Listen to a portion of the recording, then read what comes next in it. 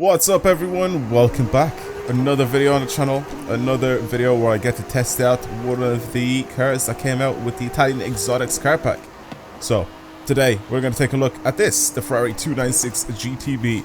Super cool car, very weird setup. This is a V6, it's a V6 twin turbo hybrid, if I remember correctly. It makes a stupid amount of power, first of all.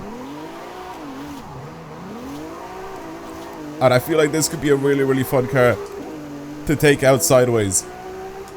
Especially a mid-engine car, because Ferraris usually make some ridiculous cars. And they handle really well, especially their mid-engine rear-wheel drive setups. Like the 458, 488, all those cars, they sound... Oh, sorry, they drive really well. But after the 458, they started to sound a little bit worse. And this one is probably one of the worst... contenders up there. It just doesn't really make that good of a noise. It's really quiet. So what I want to do in today's video is of course take a look at this guy, upgrade it, change some things on it, hopefully upgrade the exhaust so we can get it to sound a little nicer, and yeah, take it up and drive it. I'm gonna try and slide this thing a little bit for today's video, so we'll see what that's like. S1892, I feel like this could be a good race car as well if you put a little bit of time and effort into building it like that. I don't know. If you guys have done that, let me know down in the comments below. Maybe I can try it for a different video. Or maybe you guys can send me one of your share codes over on the Discord and I get to try it from there. But yeah, like I said, I want to try to slide this thing about a little bit, and I feel like it'll be kind of fun to try and do that on this standard setup or powertrain setup that we have here. So with the same engine, same everything else. I don't really think I need bigger tires right there. 355 is just a bit overkill with this thing. I guarantee you will have drift suspension on it, so that's why I'm gonna go with some wider track on the front and the rear. Also, for Ferrari wheels, these are a bit boring. They're not really that nice looking, so let's try and change some of these wheels. Good thing I'm in a video game, so I won't get a cease and desist from Ferrari themselves, telling me that I've destroyed their car or whatever. But yeah, I want to give this thing some slightly more interesting wheels. Something HRE would be kind of nice. They look just like those. Just a little weird. Either do that or go to ADV1, which ADV1 usually have some beautiful wheels, and I maybe enticed to put some of these wheels on it because they look really good. Even these wheels, right? They look like the original Ferrari wheels, but they just look nicer even. But yeah, I think we'll go with something like even these as well. Actually, I don't really mind the gold with the red. It just makes it look a bit more old school if I do that. These are some of my favorite wheels that are in the game so far. These ones here. But yeah, these weird like bronze colored wheels, I actually don't really mind it too much at all. But again, ADV1 have some beautiful wheels in this game, which I'm happy about. Yeah, I'm gonna go with these. I still think multi-spoke wheels do look good on this car, so I don't really want to do anything else for that. Yucky, disgusting, whatever you want to call it. Aero on it, don't really want to change that. As for the engine swaps, 4.5 liter V8. That's what an engine should sound like. We have a 3.9 liter V8 twin turbo, which is the one from the SF90, if I remember correctly. Yeah. Then we have this racing V12, which we've used before, and then we have the LAF engine, pretty much.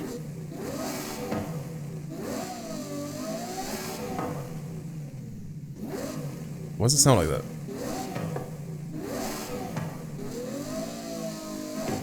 Sounds a bit weird, doesn't it? Anyway, I'm gonna leave obviously the engine that's in it now. Obviously I'm not gonna change the transmission, or not the transmission, it doesn't really matter what diff I put on. I'm not going to change the drivetrain at all, so that'll be stupid. Drift suspension on it, of course, and then pretty much upgrade everything else and try to have a bit of fun sliding this thing around. Like I said, I feel like any mid-engine... That sounds so much better, man! Just a bit of an exhaust change and a bit of an intake sound, and it sounds like a supercar again. Oh, that's so much nicer. You already upgraded turbos as well. Okay, what are we looking at for power and all that? 1,117 horsepower, 1,229 newton meters torque, 1,323 kilos. This is a good setup. That's nice. that is nice. We ended up cutting so much weight out of it as well. To be honest with you, for a hybrid engine, I mean, I've said this literally in one of the videos the other day when I ended up having a look at every single one of these cars. For a hybrid powered car, it's really, really light, because you have to keep in mind that this thing has to store batteries somewhere, and the batteries are very, very heavy. So having this only be 1.5 tons, you know, stock, is very, very impressive. It's really, really impressive. So, yeah, now it being even lighter and still having that ridiculous torque, it should be even better to drive. Alrighty then, let's see.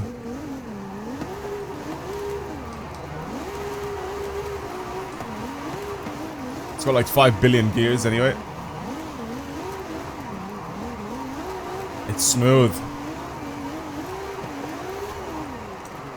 It's smooth. It has a lot of torque as well.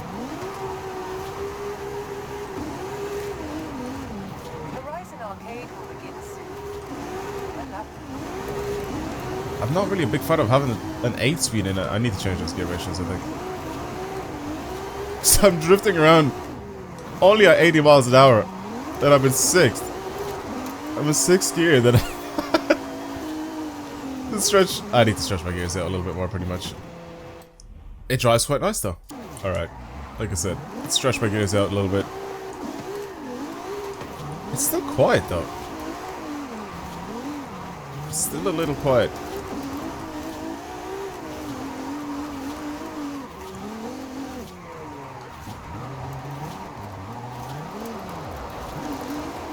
Oh, lost it. At least I already know now the limit of the steering for this car. I am still on sim steering as well, so it should be interesting. This is the one thing that I love about Ferraris, man, especially mid-engine Ferraris.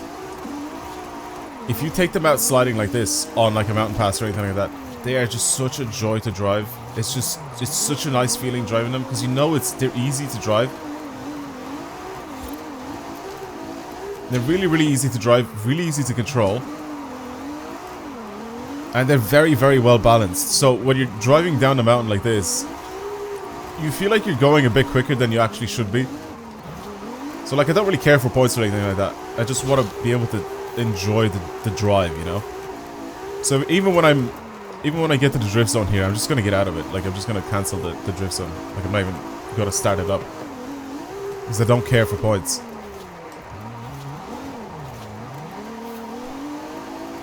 That's one of my favorite things about these mid-engine Ferraris, is the way they drive is so clean. It's just really, really nice. You've heard me say this before. If you've ever watched any of my old videos, you've definitely heard me say this before, that I absolutely adore the way these cars drive. Except this one here has a significant amount more torque and a significant amount more power, so it pushes itself along so quickly. Keep in mind that I'm sending stupid amount of torque and a stupid amount of power all to the rear wheels, and it's so composed and well balanced that it just doesn't care.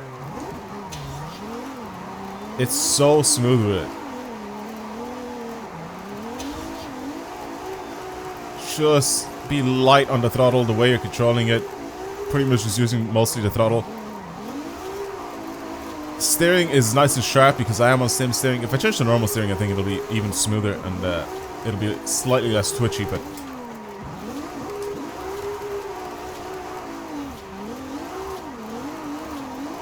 I think that change for my gear ratios was very much worth it. I just kind of stretched my gears out quite a bit, because I would end up running out of gear mid-corner and I have to constantly change gears, whereas now, look, I'm just sitting in 4th. And it's absolutely spot on for these corners. It's so well balanced, man. What the hell? Does not feel like a hybrid car at all.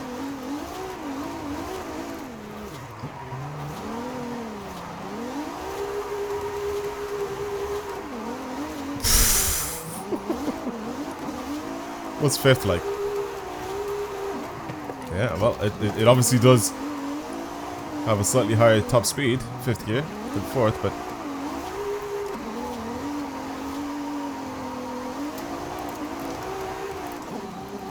Even 6 I can put it in. The 6 is actually starting to struggle now. A little bit.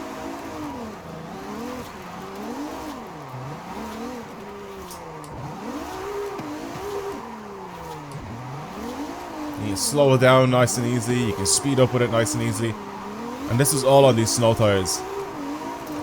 The snow tires are known to be very, very slippery tires, but obviously the tire width of this car, just in general, just both front and rear, is pretty massive, so they actually do still have quite a good amount of grip that I can just kind of push myself along.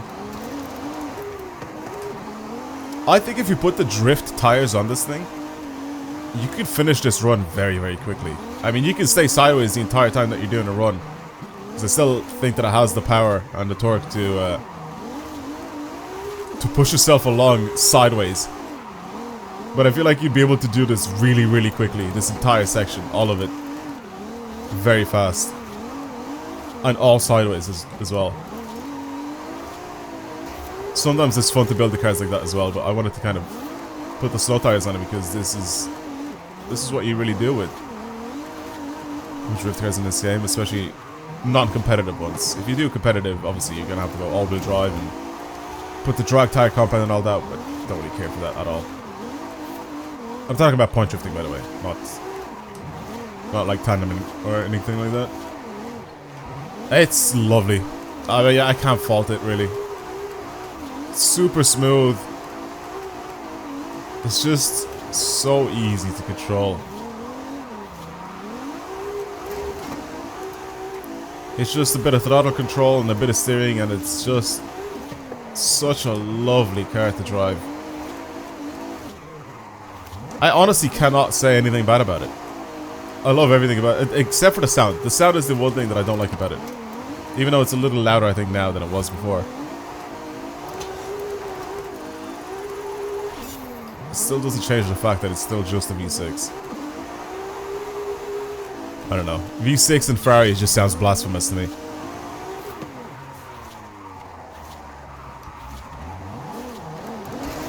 Yeah, I knew that was gonna happen. I slowed down too much and I gave it too much power. Yeah, it's like I said, it's really nice to drive. This is the first thing that I wanted to do with this car as soon as I first drove it. But I do honestly think that this could be an alright little race car as well. Because it's mid-engine and rear-wheel drive like this, I feel like it could be quite a decent race car. Should I try it? I think we should try it. I think there's something there for me to try. So I need to change my tires, and I think I also need to detune this a little bit because I know for a fact it'll just jump up into S2. I'm gonna keep it, let's say, at S1. I feel like that could be kind of worth it. I mean, even just with the arrow itself, it just immediately jumps into S2. So yeah. One sec, boys. Or maybe I build this thing to the top of S2. Maybe I build this thing to the top of S2. Obviously, one of the other videos that I ended up having up on the channel was of the Lamborghini, the Super Trofeo, being an absolutely ridiculous race car in this game. So what if I just go and I turn this into a race car? What if I turn this into a race car? What do you guys think about that?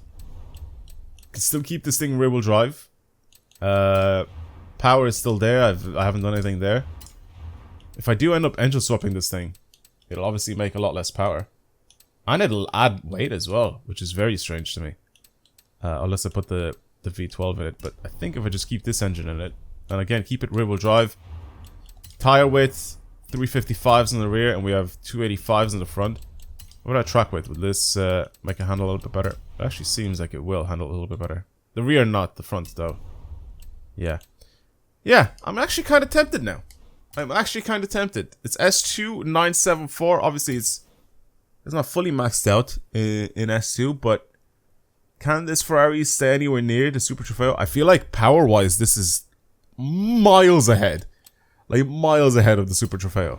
But the Super Trofeo has so much more grip in corners and that, so we'll have to see. We'll have to see.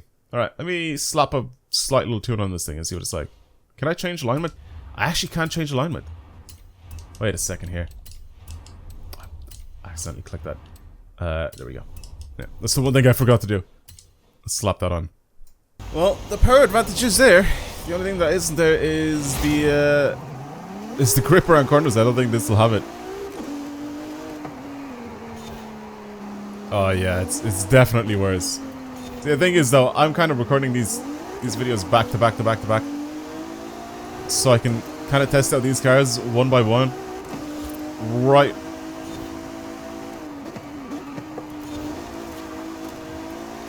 Right, as soon as I finish one of them, I can just jump into the next guy and do the next. Yeah, nah. It's a good car, but it's... like, even the way I built it here, it's actually not bad. I can... the fact that I can control this 1000 plus Newton meters of torque and 1000 plus horsepower, that's all going to the rear wheels. I feel like I've done a really good job with the tune of it. I'm actually very impressed with myself now that I've done such a good job with this tune. And the diff setup as well. I kind of just tested out slightly, not on the uphill, but just on the regular road. And then I just kind of came up here. Yeah, nah.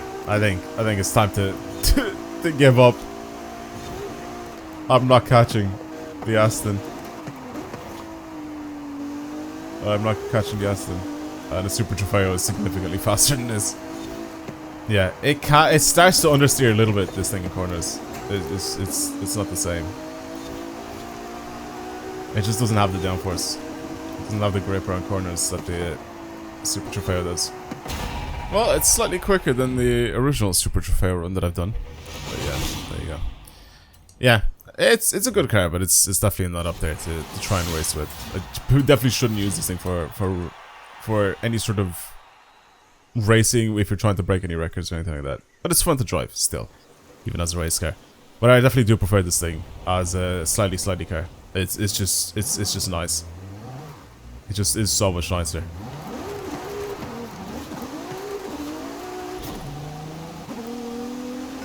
Well, everyone, that's it for today's video. Hopefully you've enjoyed it. That's the 296 GTB. I definitely want to play around with all of the other cars, and I'll be doing that over the next few days as well.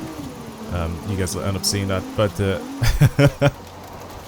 it's so funny trying to catch a slide with the super sticky racing tires on it, and just the race suspension, and it just doesn't have the steering angle. You can still kind of push it sideways, but it's so sketchy. The front end is so sharp compared to the slow tires. It just darts into a random direction. Well, not the random direction, but the direction that you're facing. It just points itself at it. It goes there so quickly compared to before. Alright, anyway. Well, that's it. I'm going to see you guys in the next video. Thank you for watching. And, bye.